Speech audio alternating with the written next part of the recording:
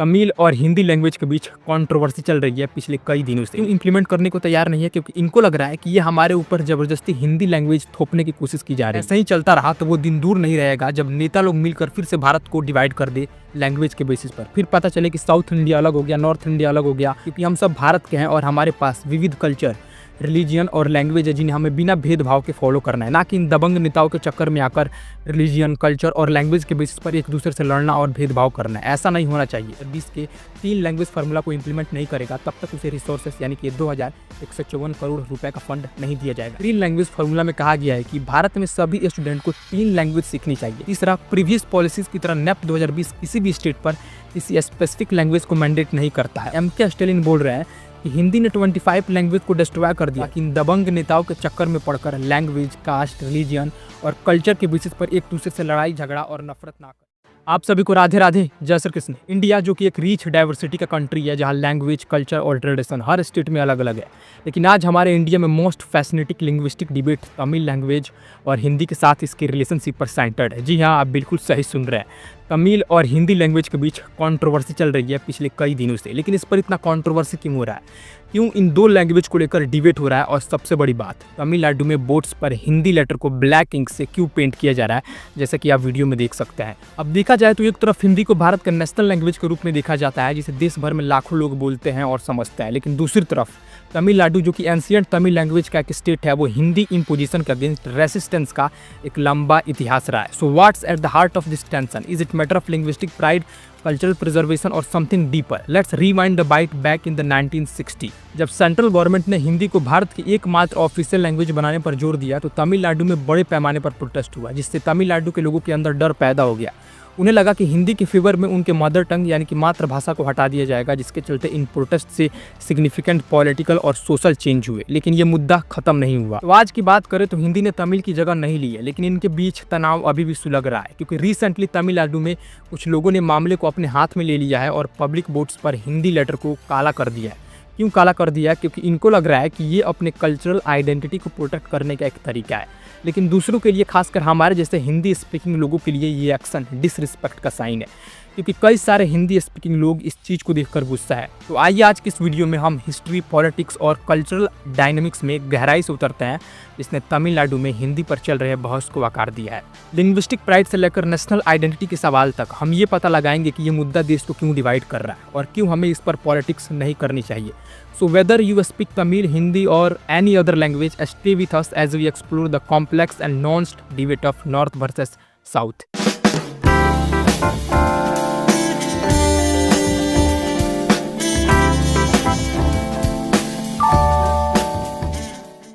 देखिए, ये हिंदी तमिल लैंग्वेज वार बहुत साल पुराना है, यानी कि ये कई सालों से चला आ रहा है, जिसके बारे में हम वीडियो के आगे डिस्कस करेंगे।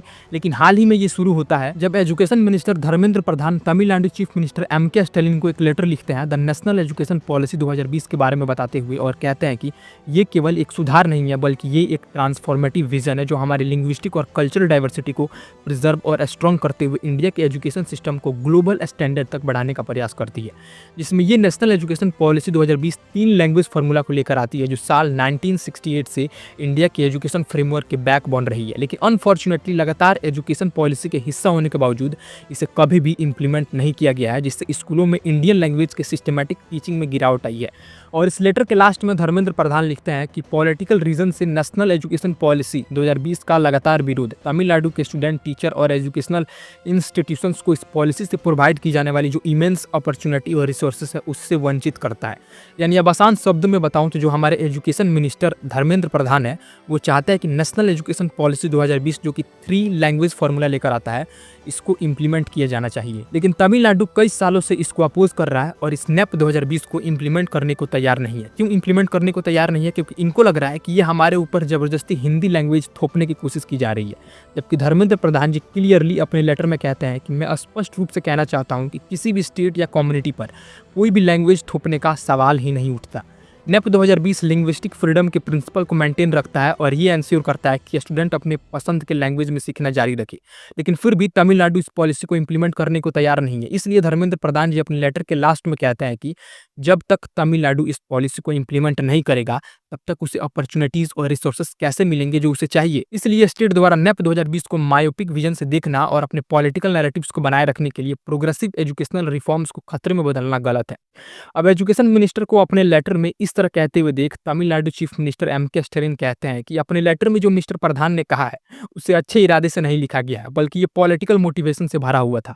साथ ही एम.के. स्टालिन ने पीएम नरेंद्र मोदी से कोऑपरेटिव फेडरलिज्म की भावना से और स्टूडेंट के वेलफेयर के लिए 2024-25 के लिए 2154 करोड़ रुपए की फंड्स रिलीज करने के लिए रिक्वेस्ट किया है। लेकिन जैसे कि मैं आपको बताया, एजुकेशन मिनिस्टर धर्मेंद्र प्रधान जी ने कहा है कि जब तक स्टेट नेशनल एजुकेशन पॉलिसी 2020 के 3 लैंग्वेज फार्मूला को इंप्लीमेंट नहीं करेगा, तब तक उसे रिसोर्सेस यानी कि 2154 करोड़ रुपए का फंड नहीं दिया जाएगा। इस पर एम.के. स्टालिन कहता है कि धर्मेंद्र प्रधान हमारे स्टेट के फंड रोककर हमारे ऊपर हिंदी थोपने के लिए ब्लैकमेल करने की कोशिश कर रहा है।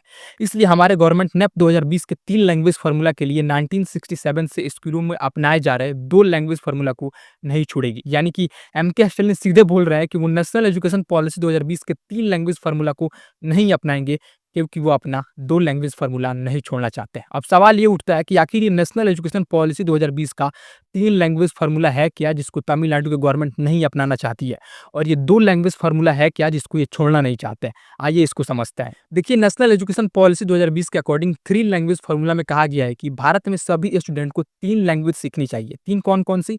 तो 2 नेटिव इंडियन लैंग्वेज जिसमें एक रीजनल लैंग्वेज शामिल है, और थर्ड लैंग्वेज के रूप में इंग्लिश, जिसमें चॉइस ऑफ स्पेसिफिक लैंग्वेज अलग अलग स्टेट और स्टूडेंट पर छोड़ दिया गया है, ताकि किसी भी रीजन पर कोई भी लैंग्वेज थोपी ना जाए। अब इसको आसान शब्दों में समझने के लिए नेशनल एजुकेशन पॉलिसी 2020 के 3 एजुकेशन फार्मूला के बारे में कुछ की पॉइंट्स देख सकते हैं। जैसे कि स्टेट और स्टूडेंट को 2 नेटिव इंडियन लैंग्वेज और इंग्लिश के फ्रेमवर्क के भीतर ये चूज करने का फ्रीडम है कि वो कौन से लैंग्वेज में पढ़ते हैं। दूसरा, 2 नेटिव इंडियन लैंग्वेज में से एक उस एरिया में बोले जाने वाली रीजनल लैंग्वेज होनी चाहिए। तीसरा, प्रीवियस पॉलिसीज की तरह नेप 2020 किसी भी स्टेट पर किसी स्पेसिफिक लैंग्वेज को मैंडेट नहीं करता है। और चौथा, ये पॉलिसी कम से कम ग्रेड 5 तक शिक्षा के माध्यम के रूप में मदर टंग यानी कि मातृभाषा का उपयोग करने को एनकरेज करती है। नाउ इतने सारे रिपोर्ट्स देखने और समझने के बाद ये तो क्लियर हो गया कि नेशनल एजुकेशन पॉलिसी 2020 के 3 लैंग्वेज फार्मूला किसी भी स्टेट और स्टूडेंट पर कोई भी लैंग्वेज थोपना नहीं चाहता है, बल्कि हमारे भारत के ही दबंग नेता है सब जो केवल अपने पॉलिटिकल मोटिव को फुलफिल करने के लिए लैंग्वेज वॉर खेल रहा है, सब हिंदी वर्सेस तमिल। इसमें अगर ये सब ऐसा ही चलता रहा तो वो दिन दूर नहीं रहेगा जब नेता लोग मिलकर फिर से भारत को डिवाइड कर दे लैंग्वेज के बेसिस पर। फिर पता चले कि साउथ इंडिया अलग हो गया, नॉर्थ इंडिया अलग हो गया और दोनों ने अपना अलग अलग रूल बना लिया। तो ऐसे नहीं होना चाहिए, और ये भी नहीं होना चाहिए कि किसी भी स्टेट और वहाँ के स्टूडेंट पर जबरदस्ती लैंग्वेज थोपी जाए, क्योंकि हम सब भारत के हैं और हमारे पास विविध कल्चर, रिलीजियन और लैंग्वेज है जिन्हें हमें बिना भेदभाव के फॉलो करना है, ना कि इन दबंग नेताओं के चक्कर में आकर रिलीजियन, कल्चर और लैंग्वेज के बेसिस पर एक दूसरे से लड़ना और भेदभाव करना है। ऐसा नहीं होना चाहिए। अब जैसा कि मैं आपको वीडियो के शुरू में ही बताया कि ये तमिल हिंदी लैंग्वेज वार कई साल पुराना है, जिसमें इस सालों से चला आ रहा है। तो आइए इसके हिस्टोरिकल कॉन्टेक्स्ट को समझते हैं। इंडिया में पोस्ट इंडिपेंडेंस एरा यानी कि आज़ादी के बाद के दौर में सिग्निफिकेंट पॉलिटिकल, सोशल और कल्चरल ट्रांसफॉर्मेशन हुए, जिसमें साल 1947 में भारत की आज़ादी के बाद के सालों में उभरे सबसे कॉन्ट्रोवर्शियल इशू में से एक नेशनल लैंग्वेज पर बहस थी। जबकि आज़ादी के बाद एडमिनिस्ट्रेटिव पर्पज के लिए इंग्लिश को ऑफिशियल लैंग्वेज के रूप में बरकरार रखा गया था, जिसके कारण इस बात पर इंटेंस डिबेट हुआ कि एकमात्र नेशनल लैंग्वेज कौन सी होनी चाहिए, यानी कि ऑफिशियल लैंग्वेज को लेकर कंट्रोवर्सी होने लगी। इसके परिणाम स्वरूप 1947 में भारत को आज़ादी मिलने के बाद कॉन्स्टिट्यूएंट असेंबली ने देश के लिए एक नया कॉन्स्टिट्यूशन तैयार करना शुरू किया। लेकिन इस प्रोसेस में मेन इशू ये था कि भारत का ऑफिशियल लैंग्वेज कौन सा होना चाहिए। तो इसमें हिंदी, जिसे देश की आज़ादी का एक बड़ा हिस्सा बोलता है, उसे रिपब्लिक इंडिया का एकमात्र ऑफिशियल लैंग्वेज के रूप में प्रपोज किया गया था। हालांकि ये डिसीजन कई कारणों से कंट्रोवर्शियल था, स्पेशली उन स्टेट और रीजन में जहां हिंदी नेटिव लैंग्वेज के रूप में नहीं बोली जाती थी, और इसमें तमिलनाडु और भारत के कई साउथर्न और ईस्टर्न पार्ट्स शामिल थे। क्योंकि हिंदी जो इंडो आर्यन लैंग्वेज फैमिली का हिस्सा है, वो देश के नॉर्दर्न और सेंट्रल पार्ट्स में लाखों लोगों द्वारा बोला जाता है, लेकिन इसे आबादी के एक बड़े हिस्से खासकर साउथ और वेस्टर्न और ईस्टर्न रीजन में नहीं समझा जाता है, खासकर तो तमिलनाडु में, क्योंकि तमिल लैंग्वेज से जुड़ी लिंग्विस्टिक प्राइड और कल्चरल हेरिटेज का एक लंबा इतिहास रहा है, जो लिंग्विस्टिकली और कल्चरली दोनों रूप से अलग अलग है। इसलिए तमिल लैंग्वेज मूवमेंट का रूट तमिल स्पीकिंग लोगों के हिस्टोरिकल और कल्चरल प्राइड में नहीं थे, खासतौर पर तमिलनाडु जिसे मद्रास के नाम से जाना जाता था। कहा जाता है कि तमिल दुनिया की सबसे पुरानी भाषाओं में से एक है और इसकी लिटरेरी और कल्चरल प्राइड बहुत समृद्ध है और इसी कारण से तमिल स्पीकिंग लोग अपनी भाषा से जुड़ी पहचान की एक मजबूत भावना महसूस करते हैं और किसी भी ऐसे भाषा को थोपने का प्रयास जो उनकी अपनी नहीं है, वो उसे अपने कल्चर का अपमान मानते हैं। अब साल 1948 में देखा जाए तो 1948 में Indian government official language resolution pass किया, जिसका एम हिंदी को एकमात्र नेशनल लैंग्वेज बनाना था। ये रिजोल्यूशन देश के नेशनल यूनिटी की डिजायर और एक नए इंडिपेंडेंट इंडिया के लिए हिंदी को यूनिफाइंग फोर्स के रूप में बढ़ावा देने के कॉन्टेक्स्ट में इंट्रोड्यूस किया गया था। हालांकि इस डिसीजन का तमिलनाडु में तीखा विरोध हुआ और कई लोगों ने इसे अपने मातृभाषा पर हिंदी भाषा को थोपने के प्रयास के रूप में देखा। यानी कि तमिलनाडु को लगा कि गवर्नमेंट द्वारा ऑफिशियल लैंग्वेज रिजोल्यूशन पास करके हमारे ऊपर हिंदी लैंग्वेज थोपने का प्रयास किया जा रहा है, जिसके कारण तमिलनाडु में वाइड सेपरेट प्रोटेस्ट हुए, खासतौर पर 1949 में जब एंटी हिंदी एगिटेशन यानी कि हिंदी विरोधी आंदोलन हुए। और इसे जस्टिस पार्टी, जिसे बाद में ईवी रामासामी, जिन्हें पेरियार के नाम से जाना जाता है, इनके लीडरशिप में जस्टिस पार्टी को द्रविड़ कगजम नाम दिया गया और इसी के लीडरशिप में स्टेट के पॉलिटिकल लीडरशिप ने हिंदी को थोपे जाने का कड़ा विरोध किया, क्योंकि पेरियार और इनके लोगों का तर्क ये था कि हिंदी को थोपने से न केवल तमिल लैंग्वेज कमजोर होगी, बल्कि ये साउथ पर नॉर्थ के कल्चरल और पॉलिटिकल डोमिनेंस को स्थापित करने का प्रयास भी होगा। इसलिए इन्हें डर था कि हिंदी को बढ़ावा देने से तमिल भाषा खत्म होने की कगार पर चली जाएगी और पॉलिटिकल और सोशल लैंडस्केप में इसका सिग्निफिकेंस कम हो जाएगा।